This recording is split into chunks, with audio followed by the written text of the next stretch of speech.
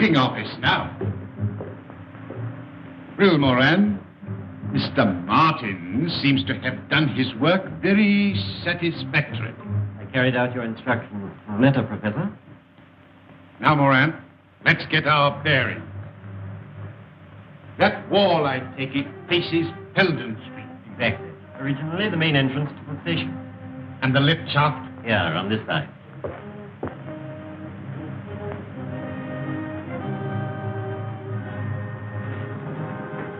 Lift at the bottom. 80 feet below. Quite a drop.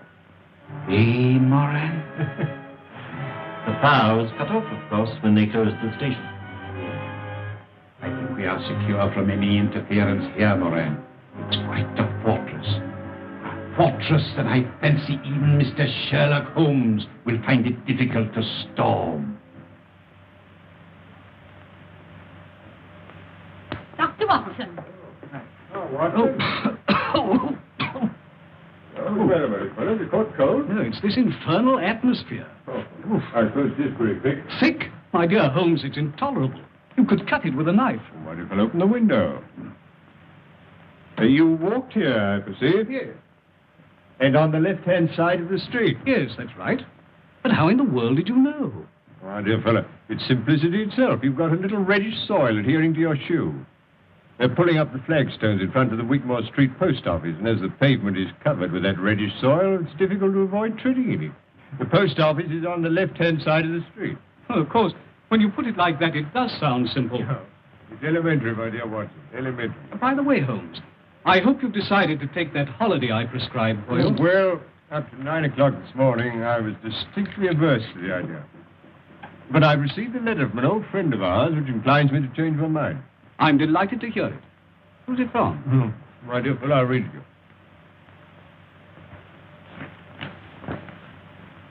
My dear Holmes, I'm sending you and the doctor yet another invitation to visit me here.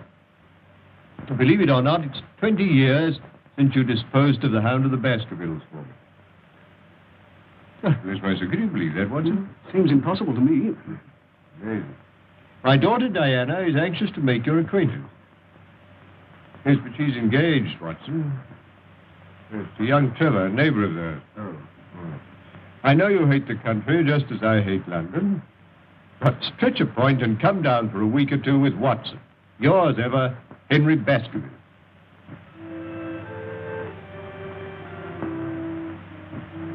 Father's asked Sherlock Holmes to come here for a few days. Why? The family hound come to life again? Oh, don't be absurd. Hello, you two youngsters. Oh, Dad, do you really think there's any chance of Mr. Holmes coming here? Well, as you know, I haven't been able to persuade him in the past. For the post, sir? Thank you, Jack. Holmes is a creature of habit. He likes to bury himself in Baker Street and work out his problems with the aid of, I don't know how many ounces of tobacco a day. I must say I'd like to meet him. He sounds a terribly brainy sort of chap. I wonder if he's any good at spotting winners. No. Holmes's hobby is spotting criminals, Jack. I don't think racing's quite in his province. Mr. Lestrade, sir. Ah, good morning, Lestrade. Anything important on hand? Morning, Mr. Holmes. How are you, Doctor? No. You've the air of something unusual having occurred. Well, yes, Mr. Holmes. Well, tell me about it. Look, you find a cigar on the table. Thank you. I'm leaving London.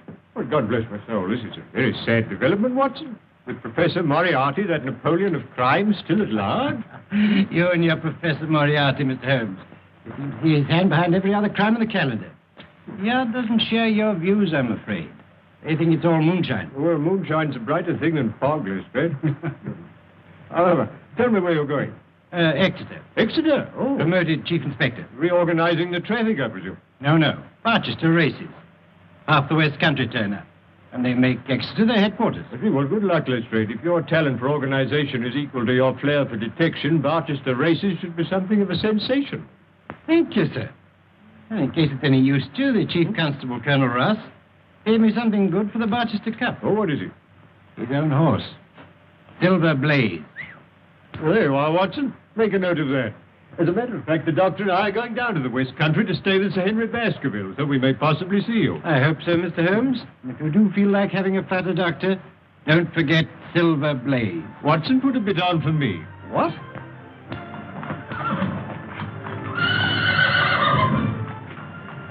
Looks fit enough, Colonel. Best horse I ever owned. Hey, Straker? You're right, sir. It'll take a good one to beat it. You fancy Lord Manston's horse, don't you? Desborough, yes, I have got a bit on him. We'll see how they stand at the betting tomorrow. There's a call over today at the Victoria Club. We'll probably hear all about it tonight. Oh, before I go, could I have a word with you alone, Colonel? Certainly. What is it? Well, I want to ask you a favor. I hope you won't mind. Could you lend me... Well, I really want £500. Monkey. That's pretty cool, isn't I'm it? in a devil of a hole, or I wouldn't ask for it. Yeah, but why come to me? Why not Sir Henry Baskerville? Well, it's to do with racing debts, and Sir Henry's terribly down on racing. Well, have you tried your bank? You've got security. Mortgaged up to the hilt. Oh, well, what about one of those financial firms? No, that's no good. I've been dealing with old Bingham. He won't spring another fiver. What, Albert Bingham, the moneylender? No, I'm sorry. There's nothing doing. Well, thanks all the same.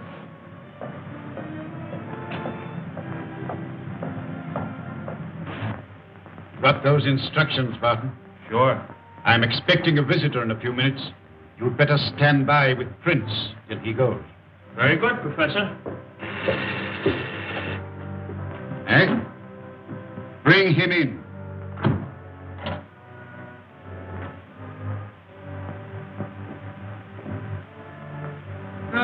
Sit down, Mr. Stanford. I understand you wish to consult me. Yes, that's right. What is your business? Look here, Professor. I'm a commission agent in a big way. I'm fully aware who and what you are. Well, in that case, I'll come to the point. I've laid bets amounting to over £150,000 against Silver Blaze for the Barchester Cup, when his price was 100 to 6 against. You follow that? Perfectly. His trial yesterday proves he's a smasher, a world beater. At the call over at the Victoria Club tonight, he finished up a firm favourite at 7 to 2 against. I can't lay off anything to speak of. So to cut a long story short, if Silver Blaze wins the cup, I go out of business. I see. And you wish me to arrange that Silver Blaze does not come under starter's orders. Is that it? Exactly. I must confess that this is a somewhat unusual experience, even for me. I've had some little association with the turf, merely as a form of recreation. And I have found in general that bookmakers are an honorable body of men. See here, Professor, I haven't come here... Sit down. I presume you are aware that what you're asking is out of my usual line of business. I thought you were prepared to take on anything for a consideration. Quite. It depends on the size of the consideration. Well, I've told you what I stand to lose. What's your price? £10,000. Pretty steep, isn't it? It's not my custom to argue about these matters, Mr. Stanford. Take it or leave it. Very well. Then that settles it. Now, Mr. Stanford, a few details. I'm going home now, Straker. I'm from there if you want me. Take every precaution. That's all right, sir. Hunter here sleeps in his box every night. His bed's pushed across the door and he bolts himself in from the inside. No one could even attempt to enter without waking him. Good. I can trust you, Straker. Tell me, Jack, what is the matter? There's nothing the matter, dear, really. Oh, yes, there is. I noticed it the moment you arrived. You're worried about something, aren't you? Really, darling, it's nothing. Here's the car.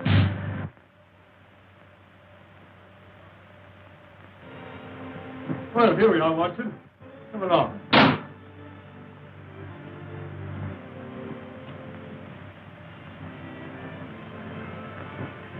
My dear Holmes, delighted to see you. Well, we're delighted to come. And you too, Doctor. Oh, it's very kind of you. Head, looking at you both, I can't believe it's 20 years. Oh, you flatter us. Now, come along. I want you to meet my daughter. Oh, thank you. Delighted. Diana, this is Mr. Holmes and Dr. Watson. Mr. Trevor. Now, how about a whiskey and soda after your journey? Oh, thank you. I'm sure that's what Dr. Watson would prescribe. Well, if I did, you'd automatically refuse to take it. He grows more obstinate with the years, Baskerville. That's the way with most of us. Well, make yourselves comfortable. Oh, thank you. Well, now, Baskerville, tell me something about yourself. Oh, no, Holmes. That won't do. You've got to do that. Carl's been promising us all treatment for Holmes. We shall see you in action. Yes, with Sir Henry as the victim. I mean that we should see Mr. Holmes do his stuff. That's a modern expression, Watson, signifying to display one's talents. That's right. I want Mr. Holmes to tell us what Father's been doing for the last 20 years, just by looking at him. You evidently have great faith in my abilities, Miss Baskerville. But I'm afraid there's very little data. I merely observed that since we last met, your father has taken to billiards, that he's recently played 100 up with Mr. Trevor. Absolutely correct, Holmes, but how... Oh, my dear fellow, it's simplicity itself. I observed that both you and Mr. Trevor have traces of blue chalk between the forefinger and thumb of your left hand, which was put there, obviously, to steady the cue. Amazing, Holmes. Oh, it's elementary, my dear Watson, elementary. There. I hope that satisfies you, Diana. Well, I expect you'd like to see your room. I'll show you, Mr. Holmes. You'll stay and dine, Jack? Hey, if you'll take me as I am and don't mind my rushing off immediately afterward, I've got to ride over the moor to King's Pyland. I'm trying to get Straker to persuade Colonel Ross to buy one of my ponies. Oh, that's all right, my boy. Come along.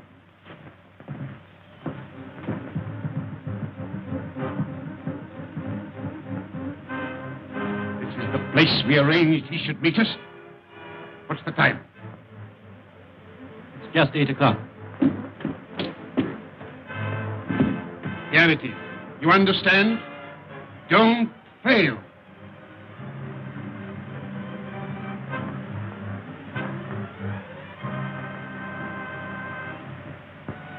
How's that curry coming along, Lizzie? Just about ready, Mrs. Straker. Put some aside for Hunter when you've dished up. And take it across to him in Silver Blaze's box. Very good, ma'am.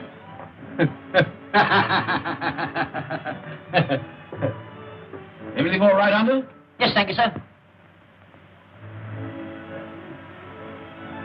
I do hope Mr. Straker isn't late. Especially asked for curry. Oh, he shouldn't be long now, ma'am. Dinner's ready, Jim. All right. I'll just go and have a watch. Lizzie, don't forget Hunter's supper. Oh, no, ma'am, I'm keeping it hot for him. All right, then you can bring ours in now. Very good, ma'am.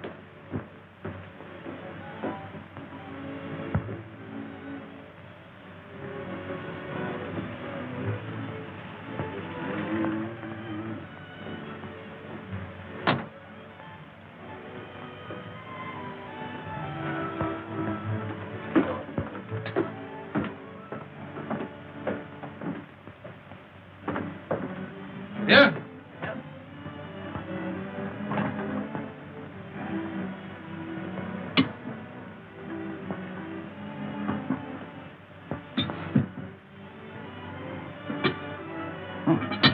Smells good. All right? Yes, you only just came in time. Well, I've had a lot to attend to. Is the Colonel coming over again before the race? He didn't say so. He seemed quite satisfied when he arranged the dining. Who are you sending in the horse box at Silver Blaze? I shall send Hunter, of course. And Vincent will probably follow along with him. What's the betting on Silver Blaze now? 7-2, I think it was the last call over. Here's your supper, Ted. Thanks. Night, Ted. Bye-bye, Liz.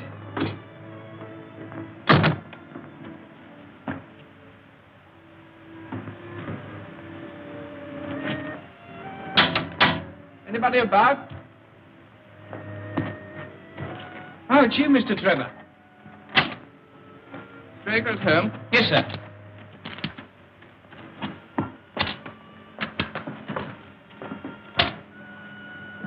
Look out for the mare for me, will you, sir? Very good, sir.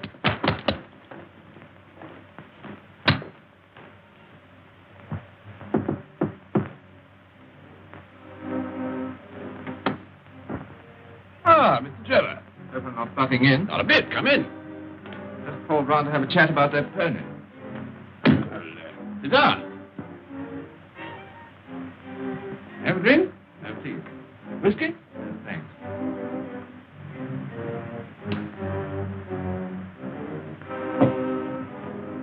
Whose horse is that, Simpson? Mr. Trevor's, Ma'am. Haven't you seen him? He wanted the gardener. Oh. I suppose he came while I was in the kitchen. Well, that's really all I came about. I want the Colonel to have the first refusal. I might tell him the price I've quoted and let me know what he says. Very good, Mr. Trevor. Oh, well, never mind.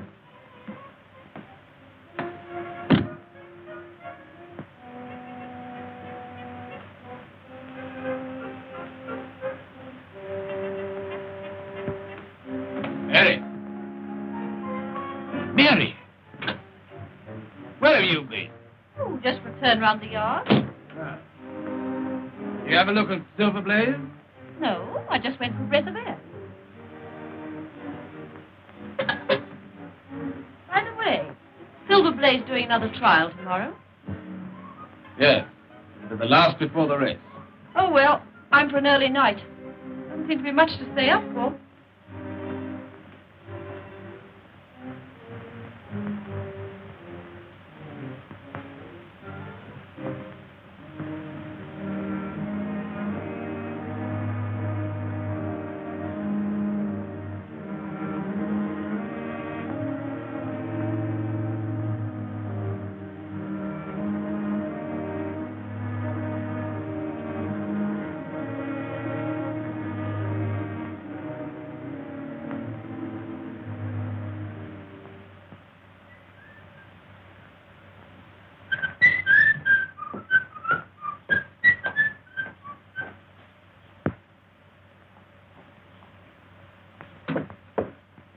Here, Ted, wake up.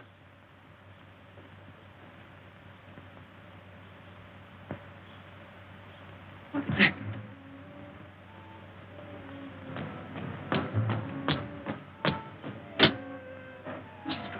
Where's the governor? Why, isn't he in the yard? What's up? Is anything wrong with Silver Blaze? He's gone. Gone? Yes. And Hunter's dead. Dead. You must have a look round this morning, Holmes. Oh, thank you. I'd like to. There are a few improvements since you were here last. Yes.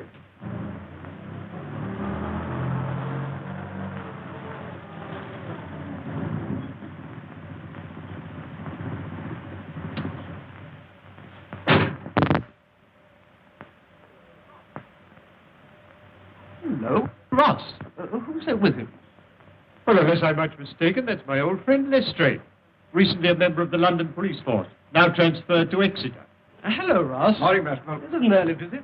Well, Lestrade, I didn't expect to see you so soon. You are Mr. Sherlock Holmes, I presume. Yes. And this is Dr. Watson. How do you do? So I could find Mr. Trevor here. Why, yes. Here is Mr. Trevor. Ah, I want a word with you, Mr. Trevor. Say, Ross, what's happened? There's the devil to pay, Baskervilles. Last night, Silver Blaze was stolen. Hunter, my head lad, poisoned, and Straker has vanished. What's it got to do with Jack? That's what I'm here to find out. Well, perhaps we'd better go indoors. Come along, Ross. Now, Mr. Trevor, I'm in charge of this case, and I want to ask you a few questions. At the same time, I must warn you that anything you say may be used in evidence. You were at King's Pyland last night. I rode over from here after dinner, yes. Why were you over at King's Pyland, Mr. Trevor? See Straker about the sale of a polo pony. At all?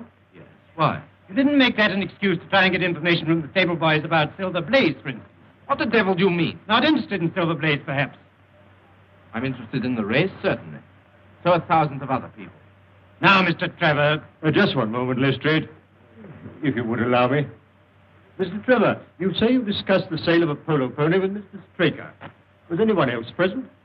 No. But not even Mrs. Straker? No. Quite. Now, Mr. Trevor, you said just now that you weren't particularly interested in Silver Blaze. You happen by any chance to have your betting book on you? I think so. Why? Do you mind if I see it? It's my duty to tell you that I can't demand to see it, not now, that is, but... Yes,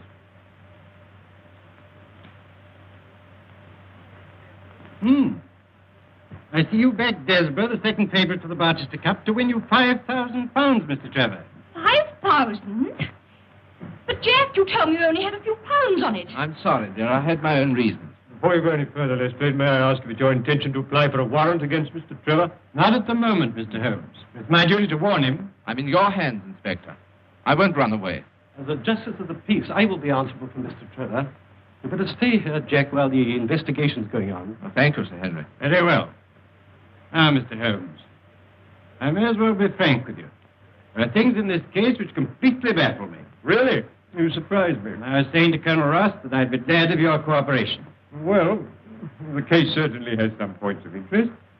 But what does Colonel Ross say? I wish to leave no stone unturned to avenge Straker and recover my horse. Very well, Lestrade, I am at your service. Thank you, Mr. Holmes. I'll be getting along. I'll see you later at King's Pyland. Really, Holmes, I must protest. You're down here to recuperate, you know. Undoubtedly, my dear doctor, but only last night you suggested a tonic. Well, here is one ready-made. Yes, please, Mr. Holmes, for my sake and Jack's. You are, Watson. That settles it. Dr. Salter, Mr. Spluck Holmes, Dr. Watson. This is Silver Blaze's box.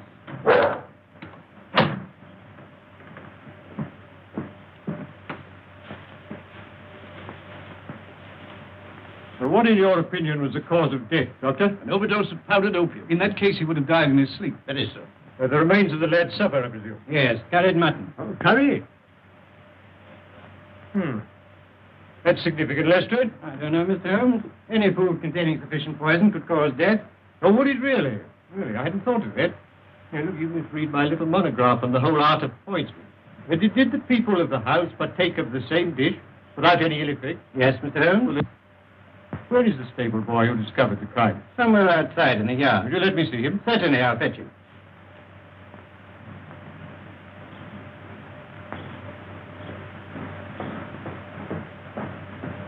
Your name, Simpson? Yes, sir. Opium has a distinct taste, does it not, Doctor? Yes. Not unpleasant, but quite distinct. Oh, quite. I thought so.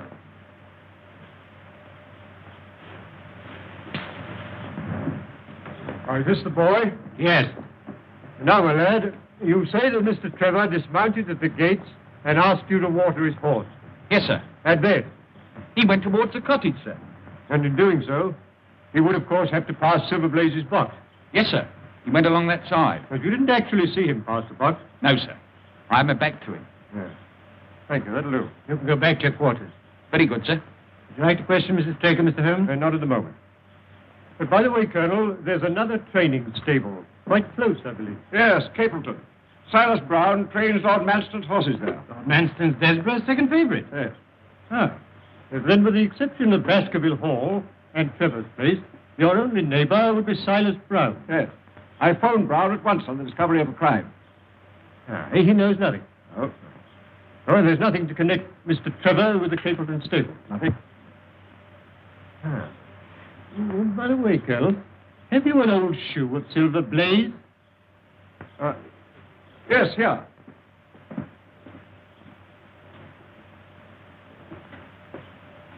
How about this one? Oh, yes, thank you.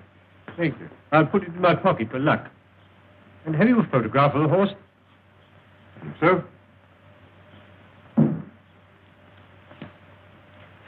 Is this too?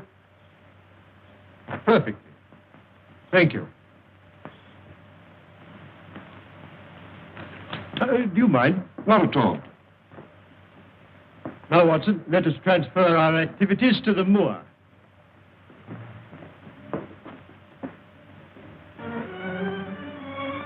That building on the skyline, I presume, is Capleton.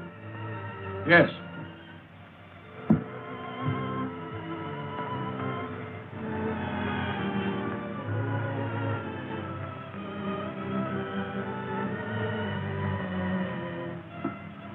But there's an imprint of a hoof here. Slight, but quite distinct.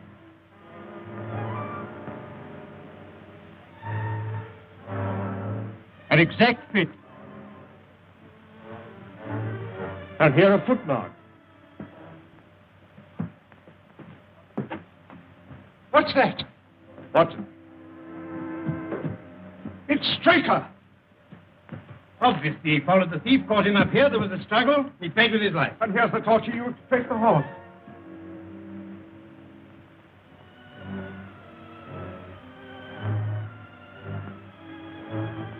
This is a very singular knife. Surely this is something in your line, Watson. Yes. It's what we call a cataract knife. Yeah. As I thought. Devised for very delicate work. It's a curious weapon for defense. Lestrade? The best you could lay hands on at the moment, I suppose. Yes. Yes, very possible. No trace of blood, I could see.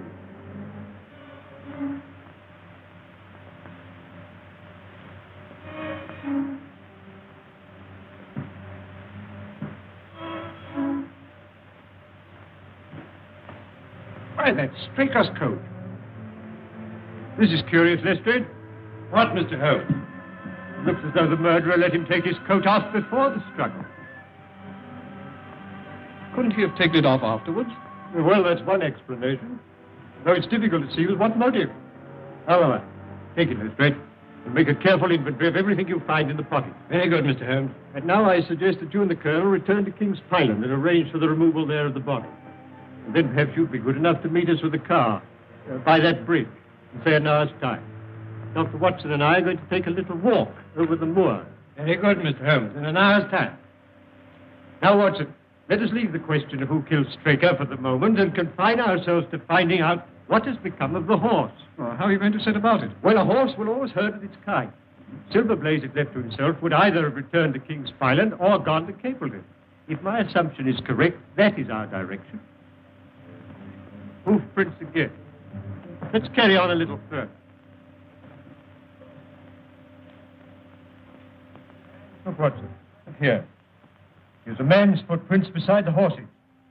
A man wearing square-toed boots. The horse was alone before. Precisely. It was alone before.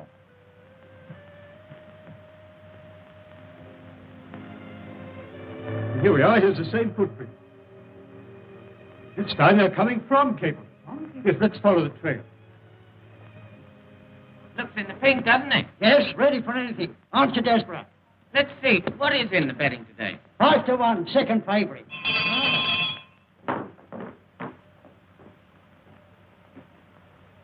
Early date, Watson. We don't want any loiterers here. I only want to ask a question. Am I too early to see Mr. Silas Brown? Well, I don't know, sir. He was up rather late last night. What is Orson? No gossiping. Get on with your job. Very good, sir. And what the devil do you want here? 5 minutes talk with you, my good sir. I've no time for talking. And we don't want no strangers here. This is a matter of vital importance.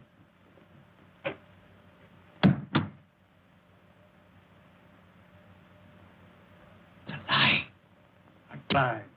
Very well. Shall we talk it over here or inside? All right. Come on. I shan't keep you more than a few minutes, Watson. That's all right, Holmes. Now, Mr. Brown, I'm at your service.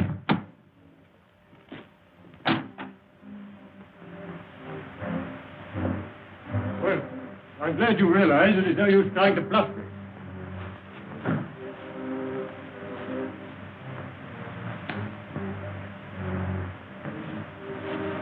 Yes, that's quite a clever bit of faking, Brown.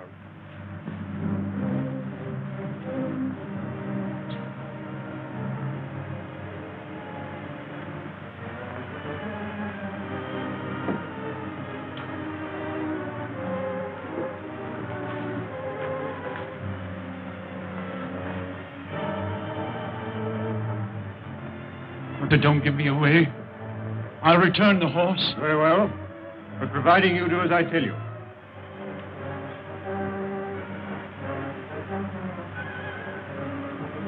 Now, Brown, no tricks. You understand? I understand, sir. Your instructions shall be carried out faithfully. Very well. Guard him night and day. And engage a special detective escort when you take him to Barchester. I will do everything you say, sir. The horse shall be there. Very well. But remember... You may trust me, sir. Yes. Yes, I think I can.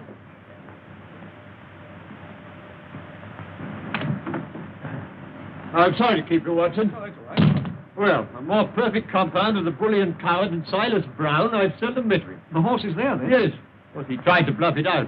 But I described to him so exactly what his actions had been last night that he's convinced I was watching him. Well, what actually happened, Holmes? I'll tell you. Now I must go and collect Mr. Holmes and Dr. Watson. I must say I haven't much hope of their having found the horse. I'll be here when you come back.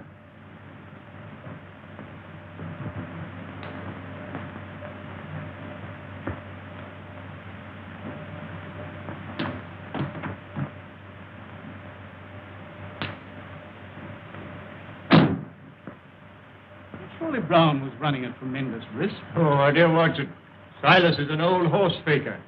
He left nothing to chance. You actually saw the horse? Yes. Well, I must say this for Silas. He certainly made a good job of it. Aren't you afraid to leave it with him? My dear fellow, he'll guard it as the apple of his eye. He knows that his only hope of mercy is to produce it safe. Horse stealing is a serious crime. And Colonel Ross doesn't impress me as a man who'd be likely to show much mercy in any case. Well, the matter doesn't rest with Colonel Rock. I follow my own methods and tell as much or as little as I choose. I don't know whether you've observed it, Watson, but the Colonel's manner to me has been somewhat rude. I'm inclined to keep him in suspense. Say nothing about the horse. Of course not, Holmes, without your permission. Good old Watson. Ah, here's Lestrade with the car.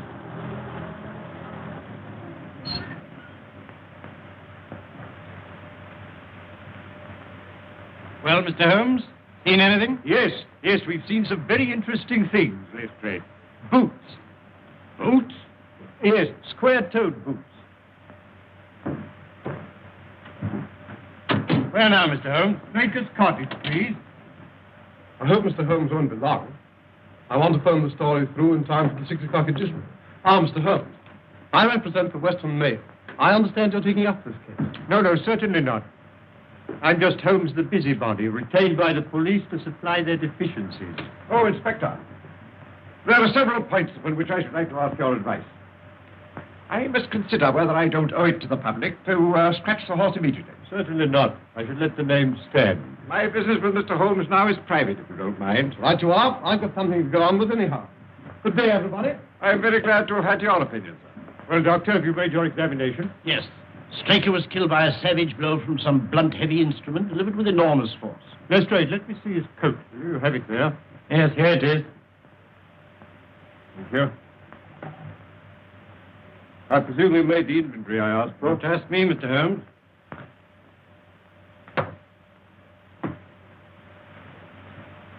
Letter in envelope. London postmark. Pipe. Briarwood pipe, Lestrade. Pouch. Pouch of sealskin. Matches. Yeah, fine.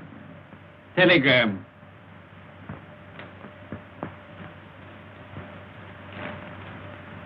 Handed in at Coombe Tracy. Let's see what the letter says first. Bingham & Co. Financier. 92A Bond Street, London, W1. J. Straker, Esquire, King's Pyland Stables, Devon. Dear Sir, please receive this as official notification that your commitments to us, secured by 6 promissory notes, were today purchased by Mr. Leslie Martin of 15 Lamb Street West, to whom you are now accountable. Yours faithfully, Bingham & Co. Our friend Straker seems to have been somewhat financially embarrassed. Well, a telegram. For Cup Final, send instructions. We'll meet you as we agreed. Martin. I think Mrs. Straker might be able to help us here. She's in her room. I'll fetch her. Thank you, Doctor. I don't think she'll be much assistance, Mr. Holmes. Apparently, she and Straker went to bed about the usual time. When she woke up in the morning, she found it gone. Still, I'd like a word or two with her, Lestrade, regarding her husband's habits. No one like a wife, I'll tell you that. Watson? Yes, quite. You remember I have these, Lestrade. Pray don't think it a liberty. Not at all. You're welcome. I see nothing in them. I see no more than you. But I've trained myself to notice what I see.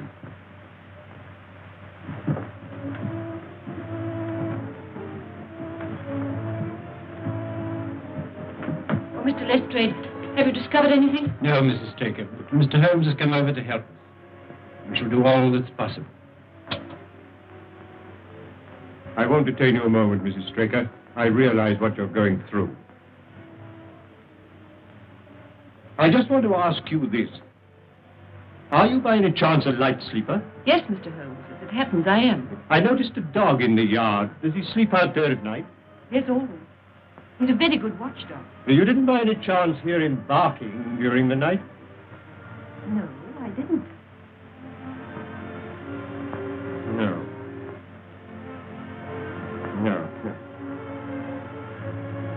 Just one other thing. Was your husband interested in football? Oh, no. Racing was the only thing that interested him. And there's just one further question, Mrs. Straker. You had curry for supper last night. Did you mention that to anyone outside the house? Why, no.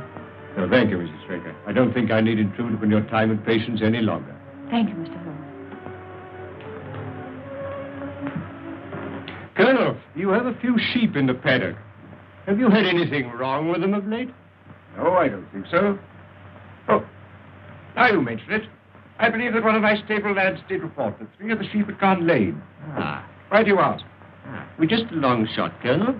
A very long shot. Lestrade, let me recommend to your attention this singular epidemic among the sheep. You consider it important, Mr. Holmes? Oh, yes, yes, exceedingly so. Is there any other point to which you want to draw my attention?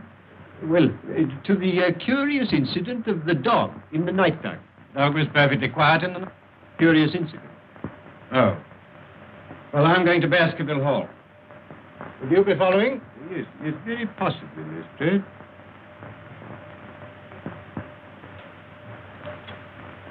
Hello. Hello. Hello. Could you please give me Coombe Tracy Post Office? Yes. Yes, I'll hold on. Coombe Tracy is a small village, is it not? Yes, just a hamlet. And then the postmaster would like you to remember any strangers who came into his shop. I think so. Hello. Hello, is that the postmaster, Coombe Tracy? Look, I'm speaking for Mr. Straker of King's Pyland. He received a telegram yesterday signed Martin, dispatched from your office. If he cannot recall anybody of that name, could you kindly describe the sender to me? Yes.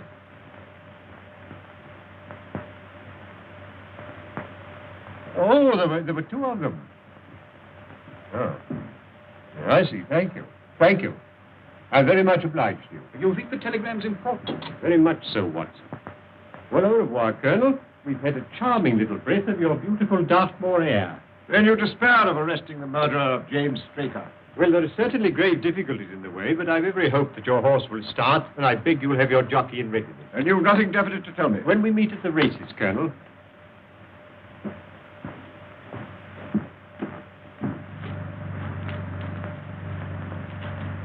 What do you make of it all, Holmes? It's innocent looking enough at first sight, Watson. But the fact that Straker was not interested in football persuaded me that this is not to be taken at its face value. You observed, of course, that the name of Martin appeared in both the letter and the telegram. Yes, it struck me as curious. It is highly significant, Watson. This telegram is peculiarly interesting. You mean it's in code? Yes, and a very elementary one. By simply crossing out each alternate word, the message assumes an entirely different meaning. Instead of a request, it becomes a peremptory order. For final instructions, meet as agreed. Martin. What did the postmaster at Coombe Tracy tell you? He described the senders. 2 strangers. Unquestionably Moriarty and Moran. Watson, the professor, is behind all this. You mean he's responsible for the deaths of Hunter and Straker? Of Hunter, yes. Of Straker, no. In fact, I fancy that Straker's death was the most unfortunate thing that could possibly happen from Moriarty's point of view. All through the season, my luck was dead out. I found myself in trouble to the tune of £4,000. I went to Bingham and raised what I could. And as a last plunge, I backed Desborough to win me 5,000. Make or break. Well, why didn't you come to me, my boy? Well, you're not a betting man, Sir Henry, and I was afraid you wouldn't understand. That's why I kept it dark, even from Diana. And now that loathsome inspector. Oh, come now, it's no use calling him names. In view of these bets, he'd every reason to be suspicious. I don't care. He's a thoroughly nasty person. I disliked him from the first moment I met him. Inspector Lestrade. Any news, Inspector? Yes, very grave news, Sir Henry. We found Straker's body. Body? Do you mean he's... Murdered. On the moor about a mile from King's Pyland. Sherlock Holmes takes up the case. Sherlock Holmes, Moran. Once again, that man is crossing my path. There's not room in the world for both of us. Not for Robert Moriarty and Sherlock Holmes. What's this news mean, Professor? What's gone wrong? What does this man Holmes know? I tell you, if Silver Blaze goes to the post and he's fit... There is a big difference, Mr. Stanford, between a horse going to the post and winning the race. You had my assurance. I am not in the habit of failing my clients. Moran, tell Barton to take Mr. Stanford home, then come straight back. Yes, sir.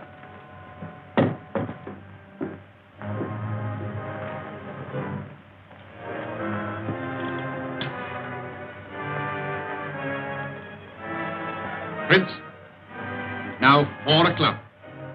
Have the car ready in 15 minutes. Very good, Professor. Are we out for a long run? Yes. We've got to be back in Devon well before midnight. And Prince, We'll need the gun. Okay.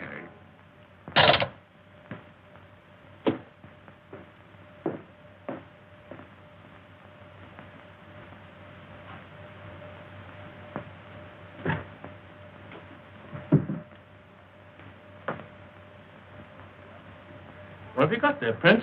Oh, you haven't seen this little gadget before, have you? No. You hadn't joined us when it was last used. Let's have a look. It's a magazine air gun, absolutely silent and immensely powerful. Made specially for the professor by a well-known foreign gunsmith. Seems you're going to use it again. Oh, there you are, Barton. I want you to take Mr. Stanford home.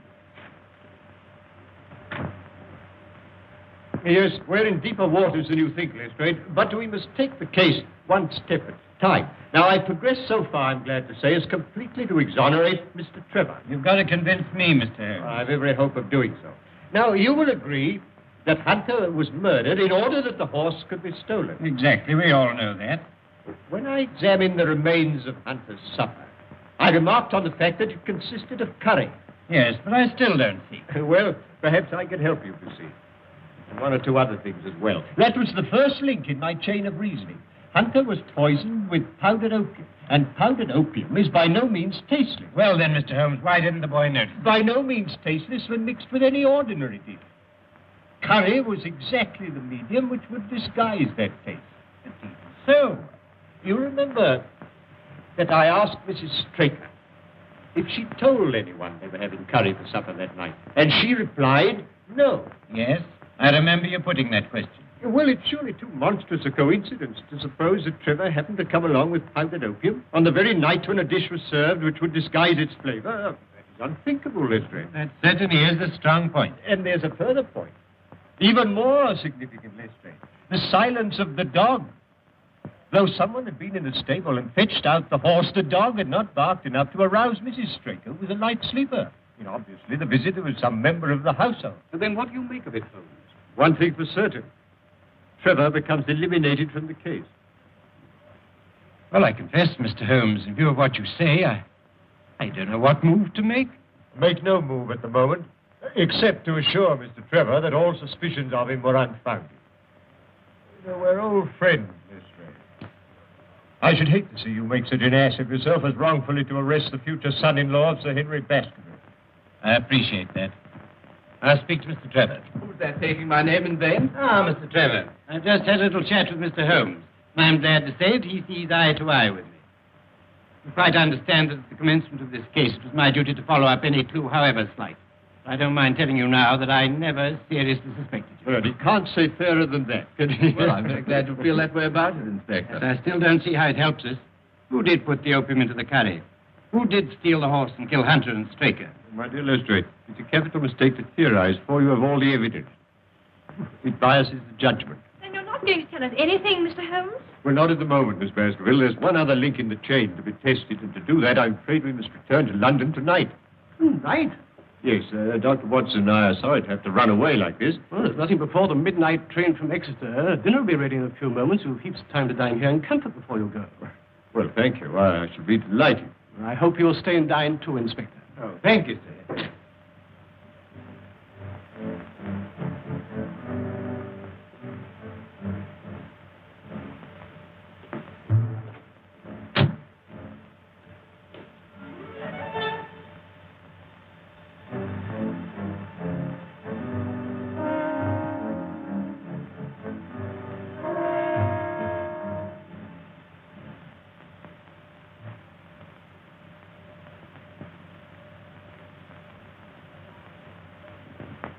That's quite a museum piece, Sir Henry. Well, we've had it a long time. Well, it's nearly 11, Holmes, and if we're to catch that midnight train from Exeter... I'll order the car. Don't bother, Sir Henry. I'll take Mr. Holmes and the doctor in mind. Well, thank you, Lestrade. Yes, it's a pity you've got to leave us, Holmes, and I'm sorry you can't tell us any more. You're leaving 3 very puzzled people. Well, I hope to solve the puzzle for you all on Cut Day, in Colonel Ross's box.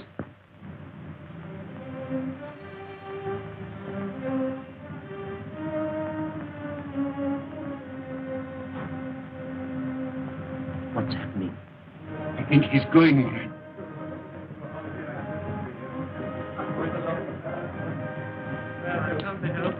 Au revoir, Holmes. Safe journey. Thank you so much. Goodbye.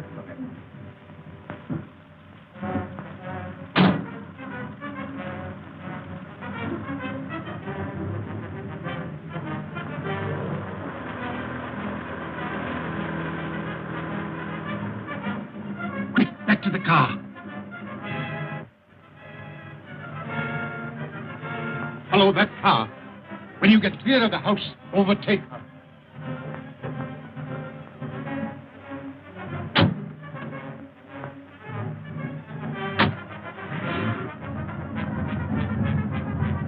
I've the strongest reasons for thinking that Professor Moriarty's the brains behind this crime. You know, he seems quite an obsession with you. But you still don't believe in the professor? Frankly, Mr. Holmes, I do not.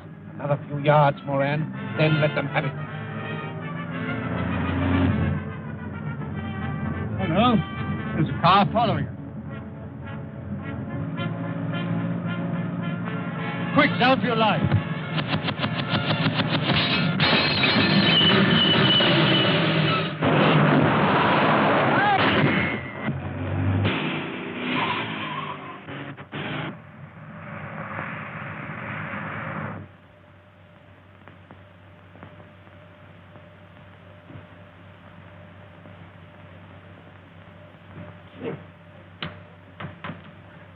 Were you hurt, Watson?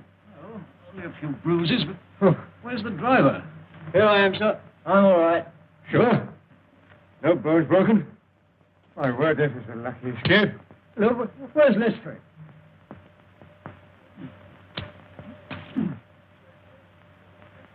Watson, you seen Lestrade? Lestrade!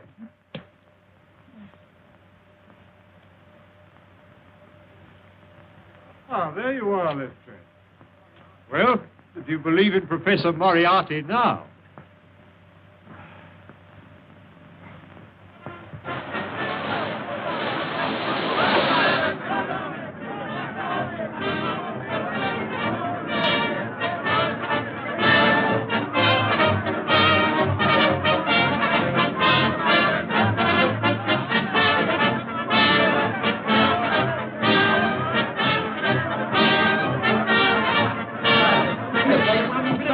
Silver Blaze, 61. I'll take it. 60 pounds to 10.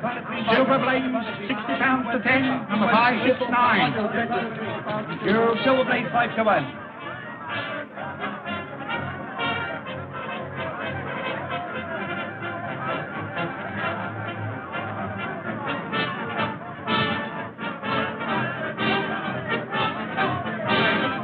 May I borrow your glasses, Mr. Holmes?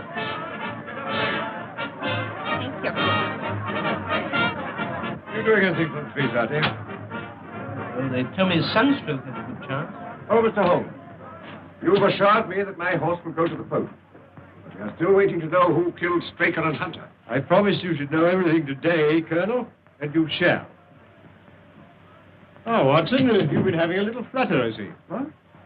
Well, if you want to conceal it, I suggest you find a deeper pocket for your betting ticket. It's all very well, Mr. Holmes, but we're waiting. Yes. Well, Colonel, in the first place, it will come as a shock to you to learn that Straker was a scoundrel, utterly unworthy of your confidence.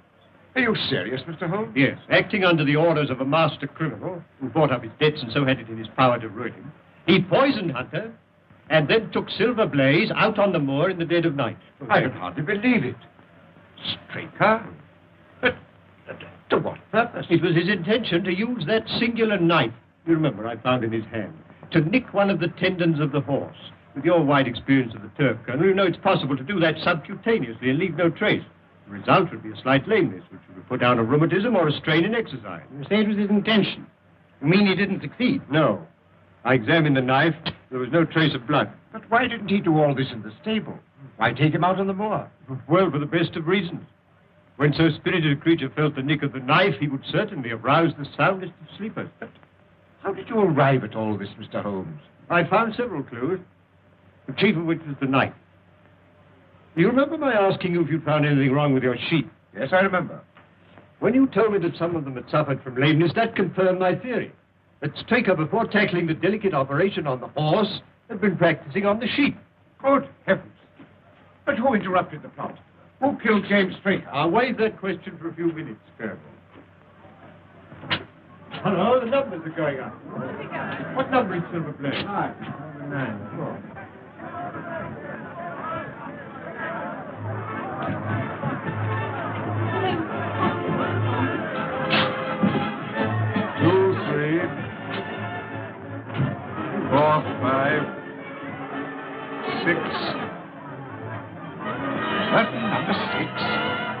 my jockey's riding another horse. Silverblaze doesn't run. Look, Holmes. Silverblaze doesn't run. There's been a mistake. The 6 should have been a 9. Mr. Holmes, I'd relied on you implicitly. Yes, and you may still do so, Colonel.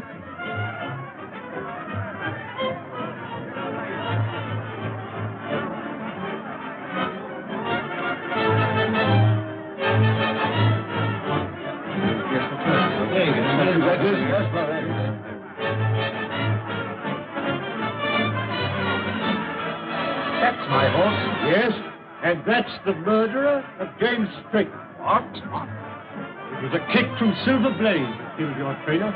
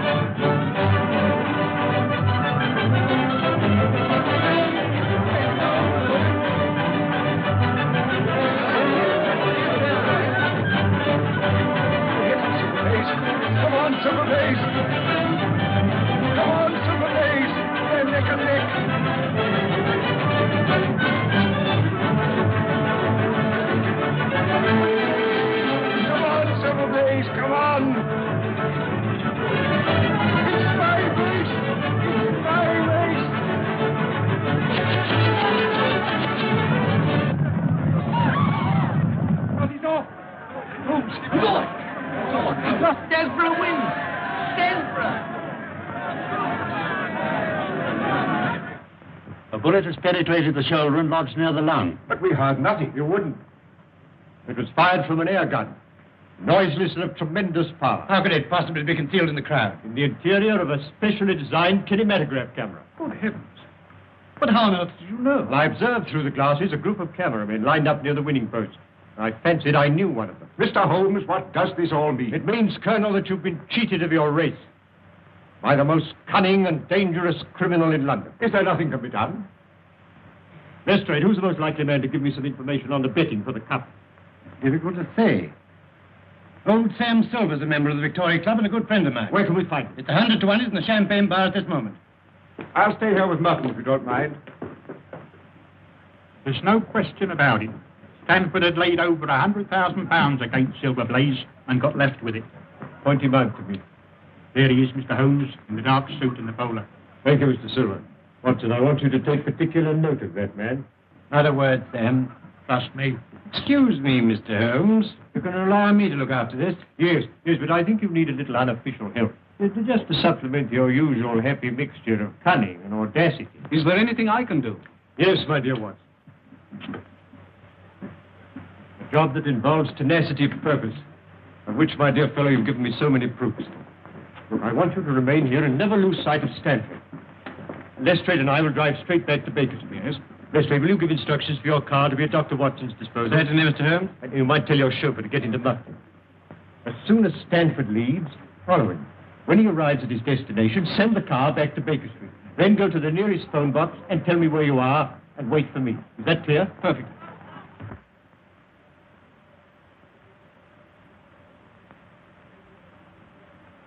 Yes, come in. Mr. Holmes, it's nearly midnight. You really must eat something. Can't I tempt you to a night's bit of haddock? My dear Mrs. Hudson, you've always been a temptation to me, but haddock at this moment is not. How about a nice sheep's head? No, thank you, Mrs. Hudson. I suggest you go to bed, Mrs. Hudson. Oh, very well, sir.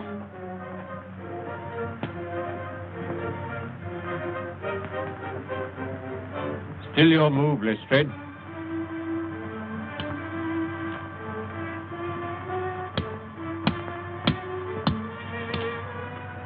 My mind's not on the game, Mr. Holmes. I wonder what has happened to Dr. Watson. Well, now, let's see.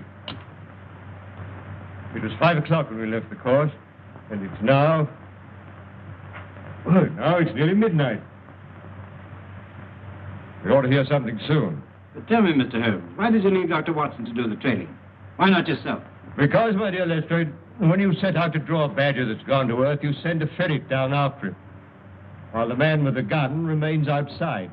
Professor Moriarty is the badger, Dr. Watson is the ferret, and I, my dear Lestrade, am the man with the gun. I see. And Stanford? Well, Stanford, if he's a wise man, will go straight to Moriarty with whatever price he's paying.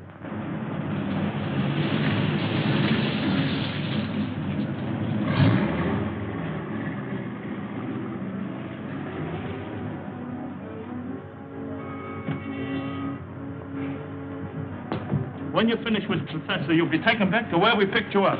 You got the necessary on you, I suppose? Yes, of course. Okay.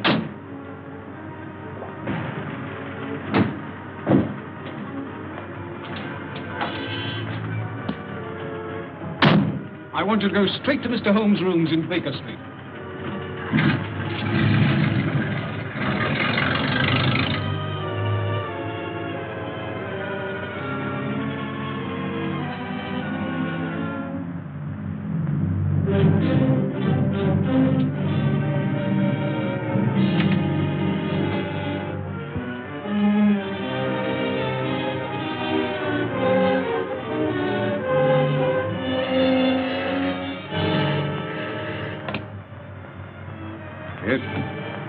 Is that you, Holmes?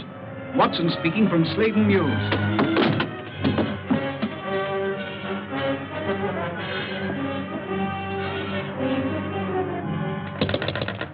Watson! Quick, Lestrade, there's something wrong. They've got Watson. Inspector Lestrade chauffeurs her. Good. Drive us to where you've dropped Dr. Watson. Right.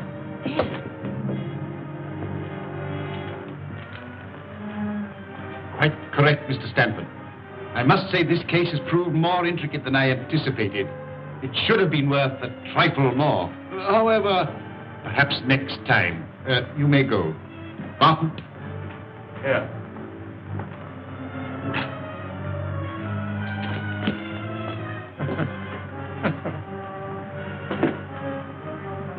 Next to Mr. Holmes himself, I don't know anyone who'd be more welcome.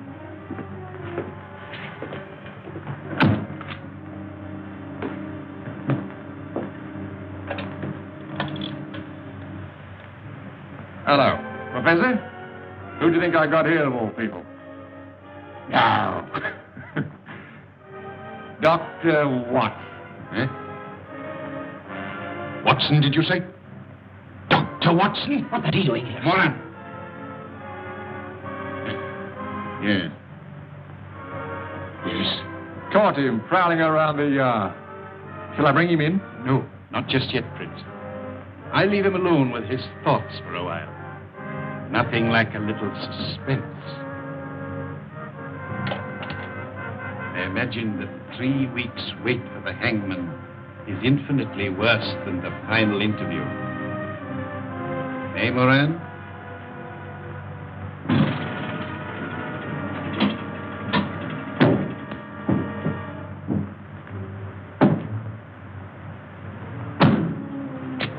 You wait here. Come, Lestrade. This is the Mews.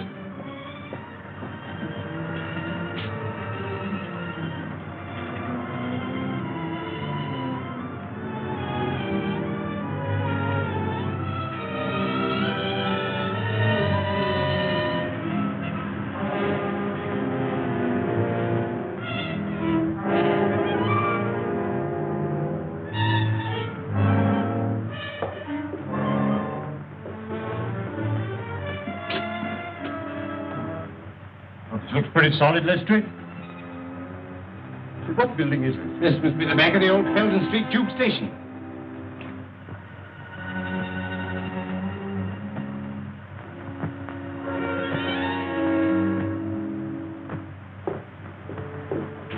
What are you going to do, Mr. Holmes? Drive straight to Scotland Yard. And then? The headquarters of the London Transport. Now, Moran, I think we'll interview the doctor. That you, Prince? Bring in Dr. Watson. Right now.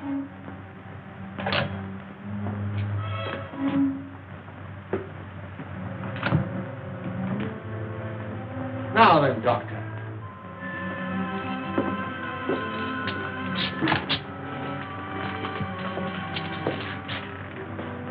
This should be most amusing, Moran. Ah, come in, Doctor. I have had the pleasure of several interviews with Mr. Holmes, but never before with his talented friend and colleague. Won't you sit down?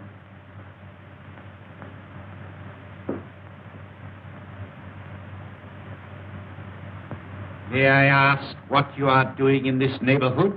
I'd good reason to think it was your neighborhood, Professor. Really? As a matter of curiosity, may I ask you how you got here? By following Mr. Holmes' instructions. Ah, I see. Then I'm afraid it's going to prove rather unfortunate for you, Doctor. I have not taken the somewhat elaborate precautions to conceal my whereabouts in order to have you report on the subject to Mr. Holmes. You mean I'm going to have some difficulty in leaving? Oh, no, my dear Doctor. Oh, dear, no. There will be no difficulty about that. But you will leave by the way I shall indicate.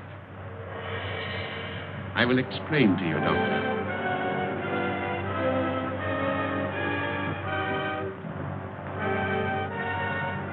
You are now in what was the Peldon Street Tube Station. Behind that panel is the lift shaft. It's a sheer drop of 80 feet. If you have any last message to send to Mr. Holmes, I will see that it is delivered.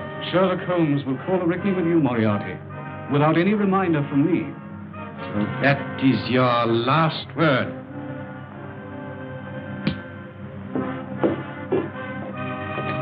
Very good. I will now remove the panel and wish you a swift journey.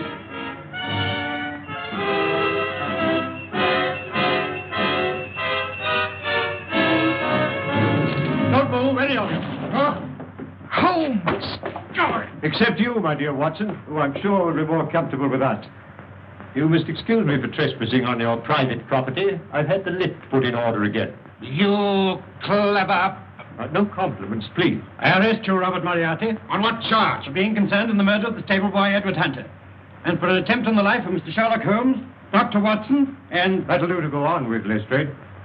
When the professor has answered to those charges, there will doubtless be a number of others to occupy his attention. Listen, Holmes. There's no prison can hold me. No, I almost wish that were true, Professor. Life will be very dull without your activities. Watson, might I trouble you for a match? I think our quiet rest in the country has been a great success. Holmes, blast you. Well, it's the most amazing case we've ever solved, Holmes. Elementary, my dear Watson. Elementary.